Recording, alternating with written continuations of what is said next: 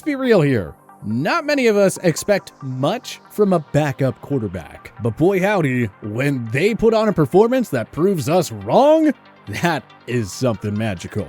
You want Philly? Yeah, let's do it. Touchdown by Nick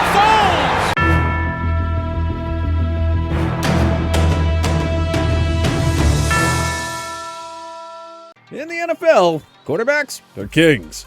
They get paid the most money, they get the most attention from fans and media. I mean, the game is officiated completely different for them compared to the rest of the positions. And because they're so integral to the success of a franchise, teams will do just about anything to get a star quarterback. And they are devastated if their starter goes down with an injury. So much so that the second it happens, most fans and teams alike assume that their season is over. But over the years, we have seen a few backup quarterbacks overcome the odds and deliver epic performances in the postseason. So, let's take a look back at 10 of the most legendary outings. A natural place to start here is with one of the more recent and arguably most epic and improbable backup quarterback performances we have ever seen. And that, of course, is the ridiculous run that Nick Foles took the Eagles on back in the 2017 season. Philly had just invested the number 2 overall pick in the 2016 draft in North Dakota State quarterback Carson Wentz. And while his first season in Philadelphia was marred by some typical rookie mistakes, there was growing belief amongst the team, media, and fans alike that Carson was gonna be the guy going forward. He had it all: a strong arm, above average athleticism, and a competitive nature that really resonated with the Eagles fan base. Wentz vindicated his supporters in 2017, emerging as an early MVP frontrunner and helping the Eagles jump out to an 11-2 start. Unfortunately, after already throwing for 4 tutters and nearly 300 yards, Philadelphia's new favorite quarterback went down with a knee injury during a Week 14 thrashing of the Los Angeles Rams. Eagles fans were devastated. It appeared that the city of brotherly love's Super Bowl chances had vanished. Foles did well enough to help Philly clinch a first-round bye and home field throughout the playoffs. And while the defense carried the team in the divisional round against the Falcons,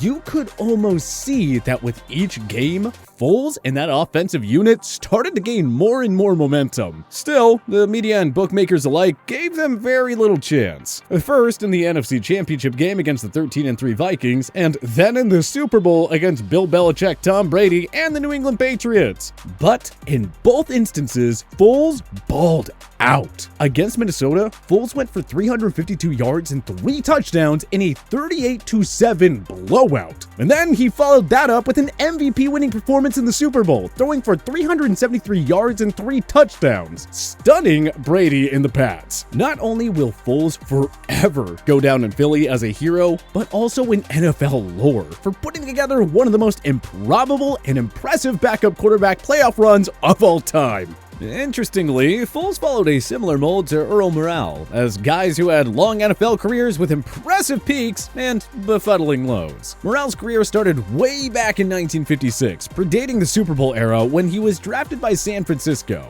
But he was never able to cement himself as a full-time starter until 1965, when he played all 14 games for the New York Giants. But even then, it was short-lived, as he made just 7 starts over the next 2 seasons before landing with the Baltimore Colts in '68, which is when he pulled off the first of 2 epic postseason performances. The Colts starter Johnny Unitas was due to miss the entire season after getting injured, and Morrall thrived in his place, throwing for 2,909 yards and 2 touchdowns, winning NFL MVP honors, and helping Baltimore to a 13-1 record, which is pretty dang impressive for a backup in and of itself. Unfortunately, he ran out of magic against the AFL's Jets in the Super Bowl, struggling mightily by throwing for 3 interceptions and just 71 yards in a disappointing defeat. Nevertheless, a great run from a guy who is largely a career backup. What makes the Earl Morrall story all the more crazy was what took place in 1972. During the regular season, he filled in for Dolphins starter Brian Griese, making 11 starts and winning all of them. And again, earning conference MVP honors. With a perfect season on the line and Griese eyeing a postseason return, Morrall performed well enough to keep the dream of an undefeated season alive until he was replaced midway through the AFC Championship game, letting Griese get them over the finish line.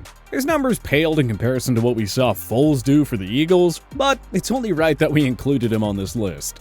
Speaking of QBs who started the season as backups, only to become a key contributor to a legendary team, how about Doug Williams, the former first-round pick by the Tampa Bay Buccaneers out of Grambling State? Williams, like Morrall, had an up-and-down career as a starting quarterback, albeit for very different reasons. His time in Tampa started off well. He led the team to the postseason 3 times in his first 5 years for the young franchise. But, unfortunately, a highly scrutinized contract dispute with the team's owner, Hugh Culverhouse, who was egregiously stingy with Williams, pushed him out of the NFL entirely, and he ended up taking a contract to play for the Oklahoma Outlaws of the USFL. The upstart league was shut down in 1986, and Williams returned to the NFL field, this time as a member of the then Washington Redskins, where he reunited with his former offensive coordinator from Tampa, Joe Gibbs, who was now the head coach in Washington. Williams served as a backup in Washington behind Jay Schroeder and filled in intermittently over his first 2 years. He did, however, get a chance to shine in 1987, coming on in relief of Schroeder to lead the team to victory 3 times and chipping in 2 starts as well. Washington qualified for the postseason, and Gibbs made a gutsy decision to name Williams the starter for the playoffs. And boy, he rewarded his coach handsomely, leading his team to 3 straight victories and earning Super Bowl MVP honors after throwing for 340 yards and 4 touchdowns in a rout of John Elway and the Denver Broncos. Though it was short-lived, 340 yards was good enough to give Williams the Super Bowl passing record for a year too.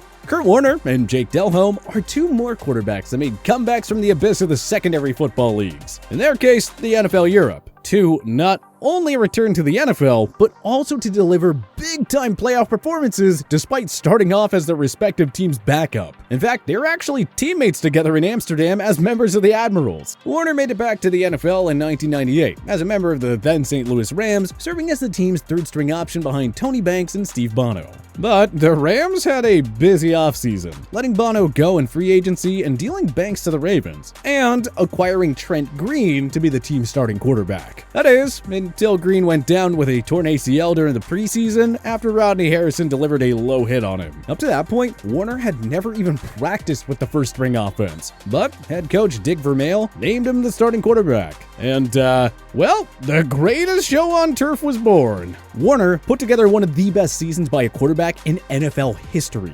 accumulating 4,353 passing yards and 41 touchdown passes while completing 65.1% of his passes to boot. And his magic continued into the postseason, where he and the Rams charged all the way to a Super Bowl victory over the Tennessee Titans, with Warner earning MVP honors by throwing 2 touchdown passes and setting a then Super Bowl record of 414 passing yards. Delhomme, on the other hand, came up short of Super Bowl glory, but he did take over for Rodney Peete, the Carolina Panthers' then starting quarterback, only to lead the team to its first ever Super Bowl appearance in 2003. And to his credit, losing that Super Bowl was not his fault. He threw for 323 yards and 3 touchdowns against a Bill Belichick defense, and it took a near last-second field goal from Adam Vinatieri to win it for the Pats. Delhomme parlayed his success in 03 and in that Super Bowl into establishing himself as the long-term starter in Carolina. On the subject of guys who parlayed a shocking Super Bowl run into a long-term starting gig, I guess we have to include Tom Brady, who many moons ago was once the Patriots' backup behind Drew Bledsoe.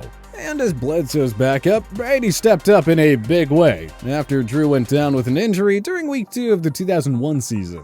He helped to rally the 0-2 Pats to an 11-5 record, and Brady played well enough to earn an invitation to the Pro Bowl. But it was during the postseason that Brady really shined and established himself as the guy in New England. He not only led New England to a victory over the Raiders in the infamous Tuck Rule game, but delivered a gutsy performance in that Super Bowl upset over a heavily favored Rams team. And, as they say, the rest is history.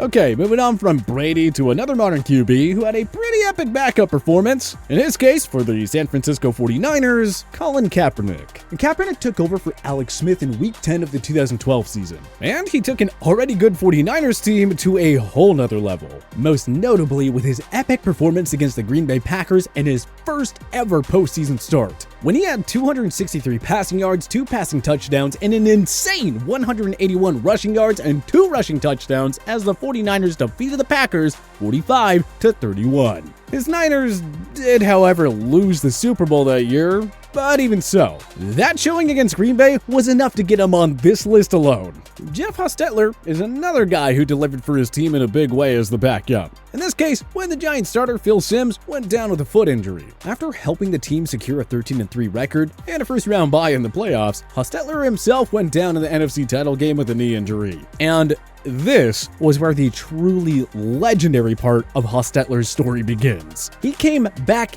into the game, hobbled, and led 2 consecutive scoring drives as the Giants edged out the Niners 15-13. Then in the Super Bowl, they defeated a heavily favored Bills team, in part thanks to Hostetler again gutting out a solid performance on that bad knee.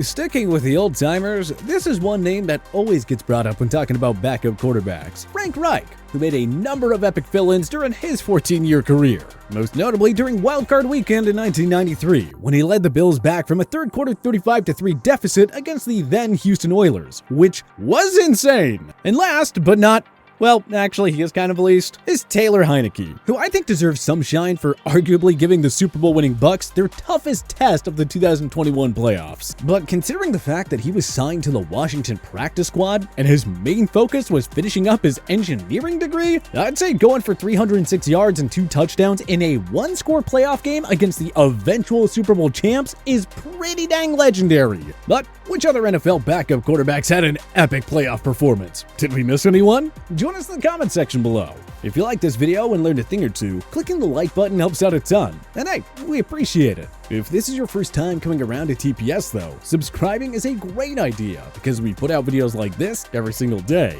Well, as always, thanks for watching and we'll see you guys next time.